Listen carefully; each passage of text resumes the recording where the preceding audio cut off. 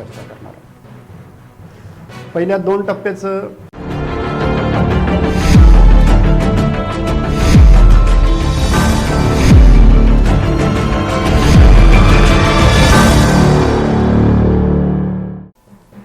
नमस्कार, न्यूज 24 मराठीच्या मंथन या कार्यक्रमामध्ये आपले स्वागत। आज आपण चर्चा करणार आहोत कार्यकर्ते आणि मतदार या संदर्भामध्ये। लोकसभा निवडणुकीचा हा 3रा टप्पा पार पडलेला आहे। लोकसभा निवडणुकीचा 3रा टप्पा पार पडताना किंवा पार पडून झाल्यानंतर जी आत्ता वास्तवातली परिस्थिती आहे त्या परिस्थितीबद्दल आज आपण चर्चा करणार आहोत। पहिल्या 2 टप्प्याचं एक वेगळं विश्लेषण करावं लागलं होतं। 3ऱ्या टप्प्याचंही वेगळं विश्लेषण झालं, कारण 3ऱ्या टप्प्यामध्ये बारामतीसारखा अतिशय महत्त्वाचा मतदारसंघ होता। या बारामती मतदारसंघाच्या चर्चेमध्ये आपण बघितलं की अजितदादा पवार आणि शरद पवार या दोघांमधलं जे युद्ध होतं, सुप्त युद्ध म्हणता येईल याला, सुप्त युद्ध होतं। त्याच्यामध्ये सुप्रिया सुळे आणि अजितदादांच्या पत्नी ह्या दोघांबरोबरच या निवडणुकीमध्ये पवार घराणं देखील आलं होतं। पवार कुटुंबामध्ये देखील एकमेकाच्याबद्दल चर्चा झाली, एकमेकाच्या वर्तनाबद्दल चर्चा झाली। अजित पवारांच्या बंधूंनी अजित पवारांना काही सुनावलं तर अजित पवारांनी देखील त्यांच्या बंधूंना काही सुनावलं। शरद पवारांनी अजित पवारांना काही सुनावलं, अजित पवारांनी त्याला प्रत्युत्तर दिलं। अजित पवारांनी शेवटी म्हटलं की मेरी माँ मेरे साथ है, म्हणजे माझी आई माझ्याबरोबर आहे। तर अजित पवारांच्या बंधूंनी म्हटलं होतं की या सर्व राजकारणाला कंटाळून त्यांची आई जी आहे ती पुण्याला निघून गेली। हा झाला एक बारामती मतदारसंघातला सगळा शाब्दिक युद्धानंतर बारामती मतदारसंघामधली मतदान झालं, मतदान प्रक्रिया पार पडली। त्या मतदान प्रक्रियेनंतर आता कोण निवडून येणार, काय होणार ही चुरस महाराष्ट्रामध्ये अजूनही चालू आहे, चर्चा अजूनही महाराष्ट्रात चालू आहे। आता आपण मूळ मुद्द्यावर वळूया। लोकसभा निवडणुकीच्या 3ऱ्या टप्प्यामध्ये किंवा 3ऱ्या टप्प्यापर्यंत जी माहिती किंवा जो सर्वे आमचा आला त्या सर्वेनुसार स्थानिक कार्यकर्ते आणि राज्यातली जी मतदार आहेत त्या मतदारांमध्ये एक प्रकारचा निरुत्साह जाणवला। तो निरुत्साह जाणवण्याचं कारण जे कार्यकर्ते आहेत त्यांच्या बाबतीत उघड आहे की कार्यकर्त्यांना काहीही मिळालेलं नाही। एक तर इकडची नेते मंडळी तिकडे गेली, तिकडची नेते मंडळी इकडे आली, हे महाराष्ट्राने पाहिलं। आणि ज्या पद्धतीनं शिवसेना आणि राष्ट्रवादी फुटून जी नेते मंडळी भाजपमध्ये गेली आणि भाजपमध्ये जाताना त्यांनी कार्यकर्त्यांना वाऱ्यावर सोडलं, अशी एक भावना कार्यकर्त्यांमध्ये निर्माण झाली। ती भावना निर्माण होण्याचं कारण असं आहे की कार्यकर्ता ज्या वेळेला एखाद्या पक्षाचं कार्य करतो त्यावेळेला त्या पक्षाकडून त्याला काय मिळतंय त्याची जी अपेक्षा असते ती अपेक्षा या ठिकाणी पूर्ण करण्यामध्ये राष्ट्रवादी, शिंदे गट, शिवसेना आणि भारतीय जनता पक्ष हे तिघेही कमी पडले म्हणण्यापेक्षा तिघांनीही काहीही कार्यकर्त्यांसाठी केलं नाही। स्थानिक स्वराज्य संस्थांच्या ज्या निवडणुका आहेत त्या स्थानिक स्वराज्य संस्थांच्या निवडणुका अजूनही झाल्या नाहीत। त्यामुळे जो कार्यकर्त्याला त्याचं कार्य करत असताना त्याला पक्षाकडून जी अपेक्षा असते की स्थानिक राजकारणामध्ये त्याची जी पुढे जाण्याची जी वाटचाल असते ती स्थानिक स्वराज्य संस्थांच्या निवडणुका न झाल्यामुळे खुंटली। त्यामुळे कार्यकर्ता नाराज झाला, कार्यकर्त्याला कुठेही काही मिळालं नाही। भारतीय जनता पक्षाने कुठल्याही प्रकारे महामंडळांवरती कार्यकर्ते नियुक्त करण्यासाठी कुठल्याही प्रकारची प्रक्रिया राबवली नाही। त्यामुळे कार्यकर्ते नाराज झाले। तर भारतीय जनता पक्षाबरोबर गेलेले जी ही 2 पक्ष आहेत यांनी देखील कार्यकर्त्यांसाठी काहीही केलं नाही अशी कार्यकर्त्यांची भावना निर्माण झाली। कारण ह्या 2 पक्षांनी निदान भारतीय जनता पक्षाला हे करण्यास भाग पाडायला पाहिजे होते की स्थानिक स्वराज्य संस्था, महापालिका निवडणुका, त्यानंतर महामंडळ यावरती नियुक्त्या, ह्या सगळ्या गोष्टीसाठी ह्या राज्यकर्त्यांना वेळ मिळाला नाही किंवा त्यांनी त्याकडे लक्ष न दिल्यामुळे स्थानिक कार्यकर्त्यांमध्ये प्रचंड प्रमाणात नाराजी आणि रोष निर्माण झाला। ही झाली एक बाजू। मुंबईमध्ये अशी परिस्थिती आहे की मुंबई महापालिकेची निवडणूक न घेतल्यामुळे वॉर्डांमध्ये विकास खुंटलेला आहे। विकास खुंटलेला आहे, अनेक नागरिकांची कामं अडून पडलेली आहेत, जशी ती महाराष्ट्रातल्या इतर भागामध्ये ती अडकून पडलेली आहेत. स्थानिक स्वराज्य संस्थांच्या निवडणुका न झाल्यामुळे नागरिकांची बरीचशी कामं जी आहेत ती रखडलेली आहेत आणि ती रखडलेली कामं 1 वर्ष नव्हे 2 वर्षाने बरेच, आता हा कालावधी एवढा महत्त्वाचा कालावधी होता. या कालावधीमध्ये हे संपूर्ण स्थानिक नागरिकांचीही कामं रखडली आणि कार्यकर्त्यांनाही कुठल्या प्रकारची चालना नाही मिळाली. त्यामुळे मतदारांमध्ये देखील रोष आहे. या सगळ्याचा परिपाक असं झाला आहे की ही जी तिसरा टप्पा जो होता, या तिसऱ्या टप्प्यापर्यंत मतदारांनी आणि कार्यकर्त्यांनी कुठल्याही प्रकारचा उत्साह दाखवलेला नाही. अगदी आपण म्हणू शकतो या ठिकाणी किंवा हे स्पष्ट दिसतंय की राष्ट्रवादी काँग्रेस अजित पवार गट आणि शिवसेना शिंदे गट यांनी कुठल्याही प्रकारे भारतीय जनता पक्षाचा म्हणावा असा प्रचार केलेला नाही आणि हीच अडचण आता भारतीय जनता पक्षाला होणार आहे. दुसरीकडे भारतीय जनता पक्षाच्या कार्यकर्त्यांचा आणि नेत्यांचा ॲटिट्यूड मोठा भाऊ किंवा दादा अशा प्रकारचा या निवडणुकीत राहिलेला आहे.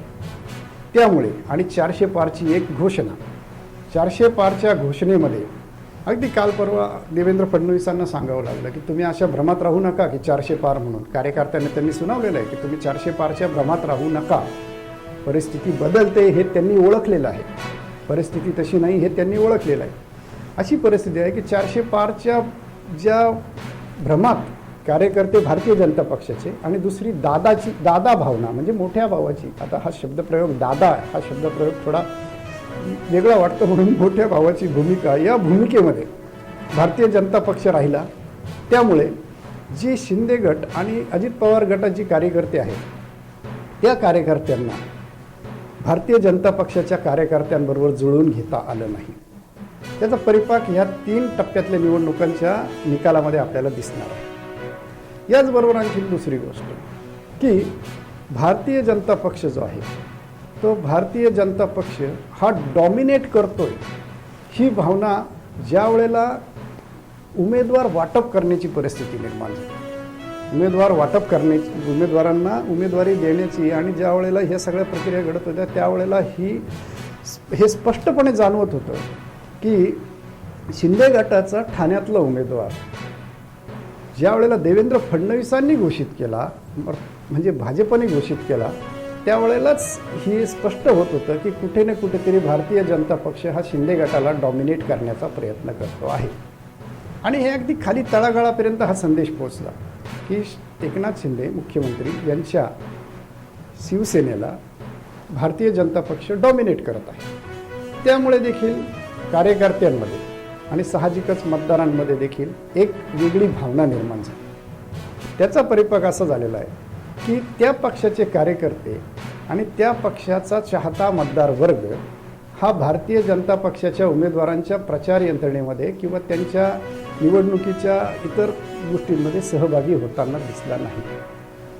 दुसऱ्या ठिकाणी असं घडलेलं आहे की अजित पवार गट संपूर्ण 3ऱ्या टप्प्यापर्यंत आपण जर सगळं अवलोकन केलं तर संपूर्ण 3ऱ्या टप्प्यापर्यंत अजित पवार गट आणि अजित पवार हे बारामतीमध्येच गुंतलेले आहेत.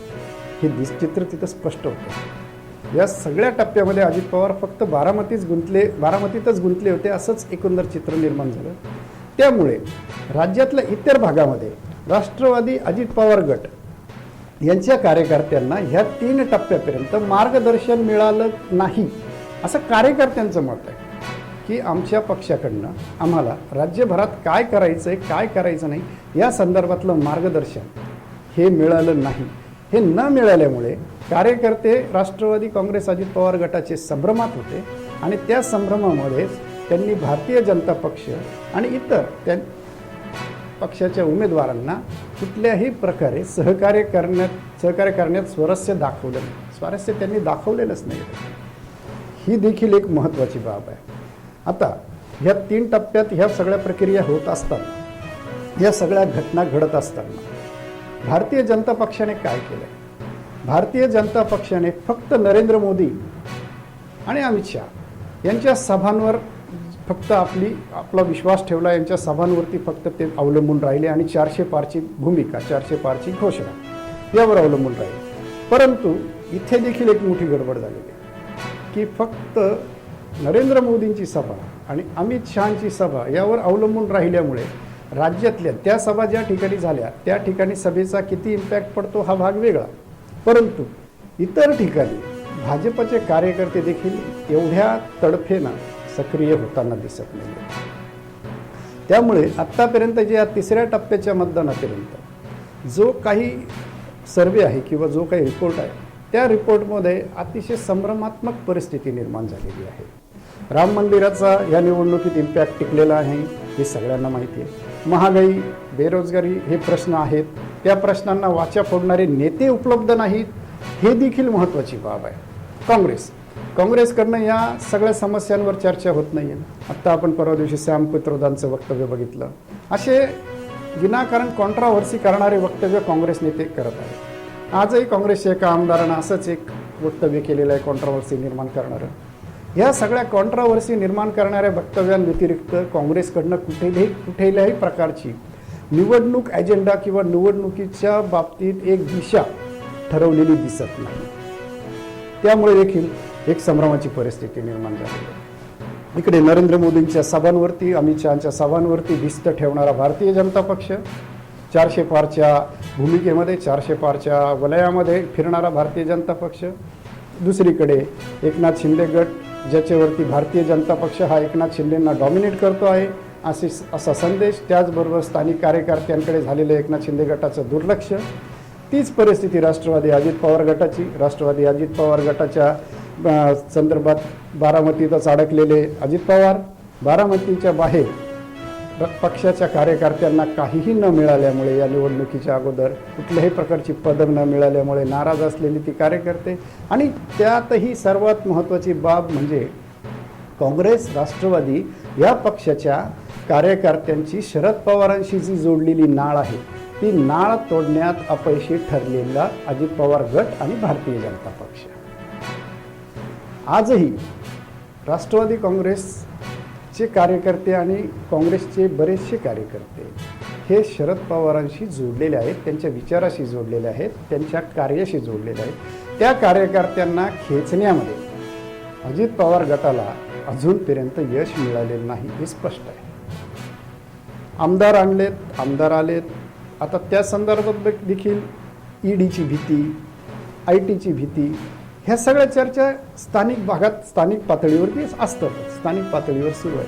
पण त्या पलीकडे जाऊन आपण का भारतीय जनता पक्षाकडे गेलो आणि भारतीय जनता पक्षाकडे जाऊन आपण काय जनतेसाठी करणार आहोत किंवा काय देणार आहोत कार्यकर्त्यांना, जनतेला, हे सांगण्यात अजूनही अजित पवार गट म्हणावा तसा यशस्वी ठरलेला नाही.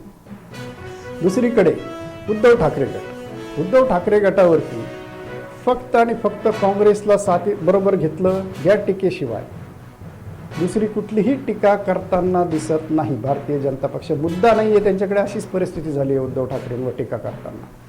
अशा परिस्थितीमध्ये शिवसेना उद्धव ठाकरे गट हा ग्रामीण भागामध्ये आणि शिवसेना उद्धव ठाकरे गटाचे कार्यकर्ते ग्रामीण भागामध्ये अतिशय उत्स्फूर्त पद्धतीनं कार्य करताना दिसत आहेत. ही सर्वात महत्त्वाची बाब आहे या निवडणुकीमध्ये. उद्धव ठाकरे गट आणि उद्धव ठाकरे गटाचे कार्यकर्ते हे अतिशय उत्स्फूर्तपणाने कार्य करताना दिसत आहेत संपूर्ण राज्यामध्ये. त्यामुळे स्थानिक पातळीवरचा जो मतदार आहे राज्यातला, तो मतदार कळत न कळत उद्धव ठाकरे गटाबरोबर एक सॉफ्ट कॉर्नर ठेवलेला अगोदरच त्यांनी होता. आता त्याला त्या कार्यकर्त्यांची साथ मिळते आणि उद्धव ठाकरे गट जो आहे तो राज्यामध्ये व्यवस्थित पद्धतीनं कार्य करताना दिसतोय, निवडणुकीत वाटचाल करताना दिसतोय. या संपूर्ण प्रक्रियेमध्ये, या संपूर्ण चर्चेमध्ये एक गोष्ट मात्र आपण सगळ्यांनी लक्षात घेतली पाहिजे की काँग्रेस कुठल्या पातळीवर आहे, कुठल्या थरावर आहे याचा विचार करायला काँग्रेसच्या नेत्यांना वेळ मिळत नाही असं दिसतंय. सोलापूर मतदारसंघ सोडला तर राज्यातल्या इतर मतदारसंघाची चर्चा म्हणावी अशी काँग्रेसच्या बाबतीत होताना दिसत नाही. आणि काँग्रेसचे अध्यक्ष नाना पटोले हे देखील काही उत्स्फूर्त भूमिका घेताना दिसत नाही आहेत. काल परवा जे वक्तव्य शरद पवारांनी केलं की हे जे राज्यातले छोटे पक्ष आहेत, स्थानिक पक्ष आहेत, ते काँग्रेसमध्ये विलीन होण्याची शक्यता नाकारता येत नाही, त्यावर नाना पटोलेंनी जे विधान केलेलं आहे ते विधान अतिशय गंभीर आहे आणि त्या विधानामुळे काँग्रेसच्या बाबतीत नकारात्मकच भूमिका राज्यात निर्माण झाली असं आमचं सर्वे सांगतो. नाना पटोलेंनी ज्या पद्धतीने विधान केलं शरद पवारांच्या बाबतीत, ते विधान या वेळेला करायला नको होतं असं काँग्रेसचीच नेते मंडळी खाजगीमध्ये सांगताना दिसत आहे. या सगळ्या बाबतीत आपण आज जी चर्चा केली, या चर्चेनंतर आता लवकरच थोड्याच दिवसामध्ये या मतदानाचे पुढचे टप्पे पार पडल्यानंतर निवडणुकीचा निकाल येईल. त्यावेळेला आपण ही जी चर्चा केली त्या चर्चेचा खरा अर्थ कळेल. नमस्कार.